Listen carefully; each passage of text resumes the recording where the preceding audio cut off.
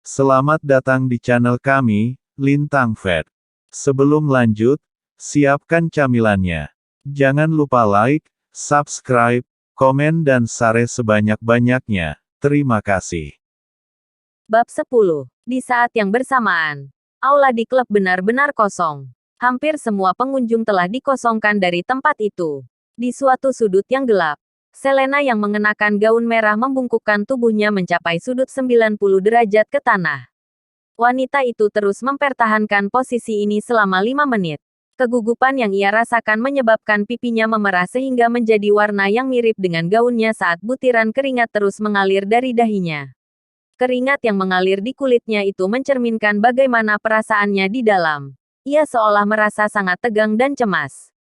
Jika pemandangan ini disaksikan oleh orang-orang kota Jakarta, pasti rahang semua orang akan langsung jatuh ke tanah saking terkejutnya. Siapa yang mengira bahwa Ratu Klub era keemasan akan membungkuk ke sofa di depannya saat ini? Tidak hanya itu, fakta bahwa dirinya tidak berani bergerak dari postur ini selama 5 menit penuh juga sangat mencengangkan. Jadi kamu gadis itu dari 10 tahun yang lalu itu ya? Tepat di saat kecemasan Selena mencapai titik puncaknya, suara acuh tak acuh terdengar dari sofa berwarna kusam. Suara itu datang dari mulut Lintang. Bagaikan roh jahat, pria itu duduk setengah berbaring di sofa dan menatap Selena yang berdiri di depannya. Mendengar kata-kata itu, Selena yang lembut mau tak mau bergidik. Wanita itu semakin menundukkan kepalanya dan menjawab dengan hormat. Benar, saya diselamatkan oleh bos 10 tahun yang lalu. Saat dia berbicara, kerutan samar muncul di wajahnya walaupun ia tersenyum. Saya hanya tidak berharap Anda menjadi raja penjara darah. Penjara darah. Mungkin hanya sedikit orang di kota Jakarta yang pernah mendengar tentang penjara darah ini. Tetapi di dunia bawah tanah secara global, nama ini ialah nama yang akan membuat para konglomerat besar gemetar ketakutan hanya dengan menyebutkannya. Setiap kali penjara berdarah melakukan pergerakan, mereka akan mengotori tiap tanah yang mereka injak. Semua pasukan yang ditargetkan oleh penjara darah bagaikan domba yang menunggu untuk disembelih. Dalam dekade terakhir ini, ratusan pasukan telah terbunuh dan dilenyapkan terlepas dari ukurannya. Apalagi, khususnya, raja dari penjara darah ini ialah seorang diktator yang misterius, menakutkan, dan kuat. Pria itu memegang otoritas penuh atas dunia bawah tanah di tingkat global selama 10 tahun penuh. Tidak ada yang pernah melihat orangnya selain pejabat senior penjara darah karena musuh yang pernah melihatnya pasti sudah mati. Selena tahu bahwa raja penjara darah ini sekarang ialah bos baru dari grup global yang ada di depan matanya, Lintang. Raja penjara darah ya, Lintang bergumam dengan sudut bibirnya yang melengkung geli. Sudah 3 tahun sejak dia terakhir mendengar nama itu. Pria itu menatap si wanita dari dekat sebelum berbicara dengan raut muka tanpa emosi. Aku tidak ingin ada orang luar yang mengetahui identitasku. Apa? Kamu mengerti? Kalimat itu membuat tulang belakang Selena merinding saat ia buru-buru menganggukkan kepalanya dan berkata, "Aku mengerti. Tenang saja, Tuan." Melihat tanggapannya, Lintang mengangguk puas. Lintang, tiba-tiba terdengar suara renyah yang memanggil nama pria itu. Lintang segera disambut dengan pemandangan Liana dan teman sekelas lainnya yang membanjiri aula dari ruang VIP. Lintang langsung mengangguk ke arah Selena. Wanita itu sepertinya mengerti apa yang diharapkan oleh si pria darinya. Jadi, si Ratu Klub era keemasan mundur perlahan ke dalam bayang-bayang sebelum ia pergi. Saat Liana mendekati Lintang, wanita itu melihat sesosok berbaju merah menyala dari ujung matanya. Pikiran pertama yang muncul di benaknya ialah sosok berbaju merah itu Selena. Liana sepertinya baru saja melihat Selena membungkuk pada Lintang. Bagaimana bisa itu terjadi? Tidak, istri Lintang itu pasti salah lihat. Liana menggelengkan kepalanya, menyingkirkan gagasan konyol itu dari benaknya. Wanita itu kemudian berjalan mendekati Lintang dan bertanya dengan cemas. Lintang, katakan yang sebenarnya. Dari mana kartu ini berasal? Ketika si wanita bertanya, ia juga melambaikan kartu kaisar tengkorak di tangannya. Mendengar itu, Lintang langsung paham maksud di balik kemunculan mereka. Namun, sebelum dia bisa memberikan penjelasannya, Vina yang berdiri di samping istrinya dengan cepat muncul dan berkata, "Lintang, sebaiknya kamu mengatakan yang sebenarnya. Bagaimana kamu mendapatkan kartu yang luar biasa ini? Apakah kamu mencurinya? Aku beritahu kamu ya. Jika kamu mencurinya, maka kamu telah menyebabkan bencana besar. Tidak hanya hidupmu akan hilang, Liana dan keluarga Barma juga akan diseret olehmu dan ikut hancur. Mata Vina yang terpaku pada Lintang dipenuhi dengan rasa jijik. Dicuri. Mendengar kata itu, kilatan dingin melintas di mata Lintang. Pria itu bahkan tidak ingin membuang waktu untuk menjelaskan kepada orang-orang ini. Ia bersandar di sofa dengan malas dan berkata sambil menatap Vina dengan acuh tak acuh. Memangnya kenapa kalau aku mencurinya? Apa? Saat kata-kata itu keluar dari mulutnya, warna di wajah Liana dan semua orang menghilang dalam sekejap. Jadi, kartu itu benar-benar dicuri. Ini benar-benar. Liana merasa seperti akan pingsan. Kartu itu ialah kartu Kaisar Tengkorak. Kartu level tertinggi di klub era keemasan. Identitas pemegang kartu semacam itu pastinya begitu kuat di luar dugaan mereka. Mencuri kartu semacam itu. Tidak diragukan lagi Lintang membawa bencana besar. Dalam sekejap, keringat dingin mulai mengucur di dahi Liana. Sekujur tubuhnya terasa begitu ketakutan. Di belakangnya, semua teman sekelas mereka melampiaskan kemarahan dan kegelisahan mereka pada Lintang. Bagaimana kamu bisa melakukan hal seperti itu, Lintang? Bahkan jika kamu hanyalah sampah tak berguna, itu bukan alasan untuk mencuri. Benar, bahkan jika kamu mencuri, mengapa kamu harus mencuri semua kartu ini? Apa kamu cari mati? Omong kosong, kami sudah selesai. Jika pemilik kartu ini mengetahuinya, kita semua akan hancur. Bertentangan dengan kecemasan dan kegelisahan di wajah semua orang, Vina menghela napas panjang lega. Hal yang paling ditakutinya ialah kartu ini sebenarnya milik seorang tak berguna seperti Lintang. Lagi pula, tidak mungkin ia bisa menerima kemungkinan kalau orang rendahan dan tak berguna yang ia benci serta ia perlakukan dengan jijik selama ini memiliki latar belakang yang mengejutkannya. Kalau benar pria itu mencuri kartunya, pria itu pria idiot yang cari mati. Dalam benak Vina, wanita itu sudah menentukan kalau riwayat Lintang sudah tamat. Liana, sebaiknya kamu cepat-cepat bercerai dengan orang tidak berguna ini. Mencuri kartu ini pasti akan membuatmu mendapat masalah. Vina segera menasehati Liana. Perceraian. Mendengar kata itu, tubuh lemah Liana bergetar. Wajahnya yang cantik menjadi lebih pucat dari sebelumnya.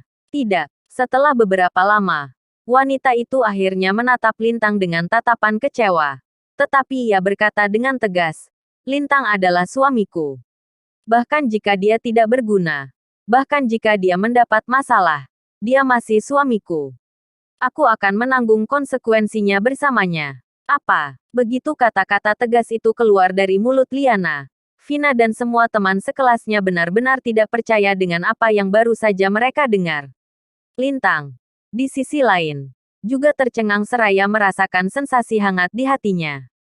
Pria itu memang benar memilih Liana. Wanita itu masih gadis kecil baik hati yang memberinya roti kukus. Istrinya memberikannya kesempatan untuk hidup kedua kalinya. Liana, apakah kamu benar-benar tidak takut aku membebanimu? Tanya Lintang. Menatap lurus ke arah Liana dengan ekspresi serius. Hanya itu saja yang Lintang ucapkan pada Liana. Setelah mendengar pertanyaan suaminya, si wanita menjadi sangat marah. Semua kekhawatiran dan kekecewaannya meledak sekaligus dan ia menamparkan si pria dengan keras. Plak, tamparan itu mengenai wajah Lintang. Kemudian, tubuh si wanita yang lembut jatuh ke dalam pelukan suaminya. Air mata yang menggenang di matanya menghujani wajahnya tanpa terkendali saat dirinya menangis. Dasar brengsek. Lintang, kamu brengsek, kamu itu suamiku. Suamiku. Bagaimana bisa aku takut akan hal seperti itu? Jika kamu hidup, aku juga. Kalau kamu mati, aku juga akan ikut mati. Kenapa kamu tidak bisa mengerti hal seperti itu? Kenapa? Kata Liana yang menangis sembari bersandar pada tubuh Lintang. Air mata yang jatuh dari matanya bagaikan manik-manik yang terlepas dari benang putus. Liana menangisi isi hatinya. Tangisannya benar-benar menyayat hati. Terlepas dari berapa kali Lintang mengecewakannya atau membuatnya kesal, tidak sekalipun si wanita berpikir untuk bercerai. Hal yang ia tahu ialah pria yang berdiri di depannya ini adalah suaminya. Melihat Liana yang menangis begitu keras sehingga ia tidak bisa lagi berbicara, Lintang tersenyum. Sejujurnya, pria itu bisa dengan mudah menghindari tamparan itu sekarang. Tetapi ia tidak melakukannya. Di matanya, istrinya melampiaskan cintanya pada dirinya. Meskipun wanita bodoh ini tahu kalau suaminya tidak berguna dan banyak mengacau, ia masih bersedia bersama sang suami sehidup semati. Oleh karena itu, apa ada yang tidak bisa Lintang berikan pada istrinya? Lintang lalu mengulurkan tangannya untuk membelai lembut rambut hitam istrinya sebelum berbicara dengan lembut. Jangan khawatir, Liana. Tidak ada seorang pun di dunia ini yang dapat menyakitimu. Tidak, satu pun. Liana gemetar mendengar pernyataan yang keluar dari mulut suaminya. Itu adalah pertama kalinya Lintang mengucapkan kata-kata penuh kasih sayang padanya, membuat wanita itu menangis lebih keras dari sebelumnya. Namun, pada saat ini, terdengar ledakan tawa keras dari belakang kerumunan. Hahaha, dasar brengsek. Kamu seharusnya mengkhawatirkan dirimu sendiri saat ini. Apa maksudnya? Mendengar tawa itu, semua orang menolehkan kepala. Mereka disambut dengan pemandangan sekelompok orang yang masuk dengan Listio yang memimpin. Sekelompok besar orang yang mengintimidasi dengan lebih dari lusinan pria kuat mendekat ke arah mereka. Kelompok itu dipelopori oleh dua pemuda yang dikenal sebagai dua pemuda nakal kota Jakarta, Bagas dan Jaka. Lintang tamat kali ini. Lintang benar-benar mati. Mereka semua tidak bisa tidak menghindarinya karena takut terseret ke dalam masalahnya. Sementara Listio menatap lurus ke arah Lintang. Menatapnya dengan senyum ganas. Tuan muda, ini dia. Dia adalah orang yang menabrak mobil Anda.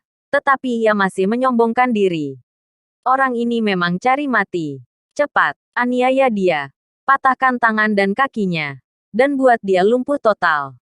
Pinta Listio. Saat Listio berbicara, raut kegembiraan di wajahnya semakin menguat. Namun, bukan pria itu saja yang ternyata gembira. Pria itu bukan satu-satunya. Vina sama bahagianya dengan dia. Ia tidak menyangka dua pemuda nakal kota Jakarta datang ke tempat ini dengan aura yang menakutkan mereka semua. Mereka datang dengan begitu cepat. Kedua pemuda itu sepertinya tidak sabar untuk menganiaya Lintang sampai benar-benar tamat. Suara langkah kaki Bagas dan Jaka yang terseret-seret bagaikan lonceng kematian.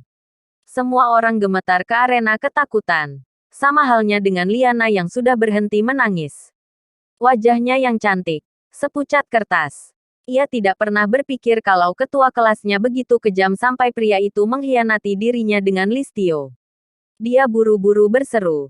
Lintang, pergi sekarang. Ayo cepat. Sekujur tubuh Liana basah kuyup dengan keringat dingin ketika wanita itu mencoba untuk bangun dan mencoba kabur dengan Lintang.